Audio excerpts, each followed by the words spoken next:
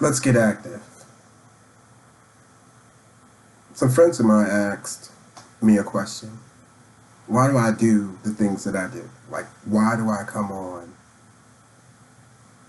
and share a message? It's simply because I'm not here because I made it on my own. I can remember back in 1976 when I had my spinal cord injury and suffered a spinal cord injury that leaves me what the world says is paralyzed to this day. But I know there were many in my life that helped bring about the life that I have today. So if there's just one person that this may help to motivate to keep on living and to keep on giving in spite of the pressures that life has and brings, because life has its challenges. But when I look back over all the years, yes, and the tears, there were some individuals or some moments that were monumental to help me become who I am today. So just because you're not able to achieve what it is that you have been wanting at those moments, you got to hang in there. When you look at the seasons that we have, which is summer, winter, spring, and fall, each of those moments and those seasons mean so many things to us all. Fall. What is it that is going on in your life or that you don't like and you want to make adjustments on, that you want to just fall off? Spring. Spring is monumental moments in your life when you see those dreams and those aspirations that you want to achieve start to pop up, just to give you the momentum that you need to carry you to the next season, which in that case would be summer. Summer is a time for most where it's just enjoyable, everything is happening. So if you don't address the things that you have in spring, the attitudes that you may see, you'll find yourself going into fall where you have to learn to address them. And then in winter where they become so dormant that you don't realize that you still have some of the things that tripped you up in the other seasons. So if life is truly about giving and receiving, and you don't like the things that you're receiving, then sometimes you just have to check what you're giving. And too often, we as humans, we pick on the items of other people, not realizing that there's so many things on the inside of us that we need to correct. There was an old school song back in the day that said, check yourself before you wreck yourself. But I've learned to add a little piece to that, which is use the word of God to correct yourself. Because if you use your own word, you're leaning to your own word, which is leaning to your own understanding, will never get you to the place that you understand what it is that you used to call yourself understanding. I know it sounds like a play on words, but until you learn, like Michael Jackson said, to look at that man or woman in the mirror, you will never get to a place where you understand some of the things that are happening in your life. So I come on just for these moments. And it'll be a blueprint for some to look back over their life and change some of the things and look at the error of my ways and maybe learn and glean from. It says that no man is an island, but too often we stand alone in this thing called life. So tune in, glean in, maybe you'll learn, Maybe you won't. Maybe you'll share. And it should not be that you won't share, because you should share. And I dare you. Get out there and just share the good, the bad, and the ugly in your life.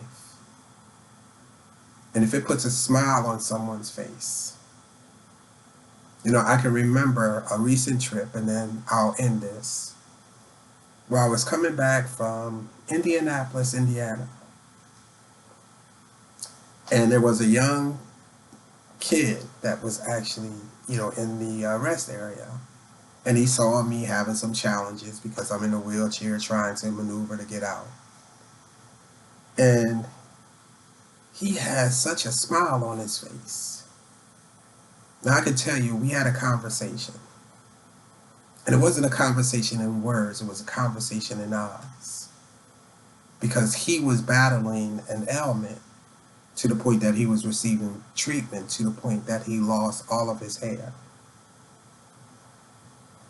And we both looked at each other, because we both knew we had challenges. We never said a word. I said, "You don't have to wait." He was like, "I don't mind waiting."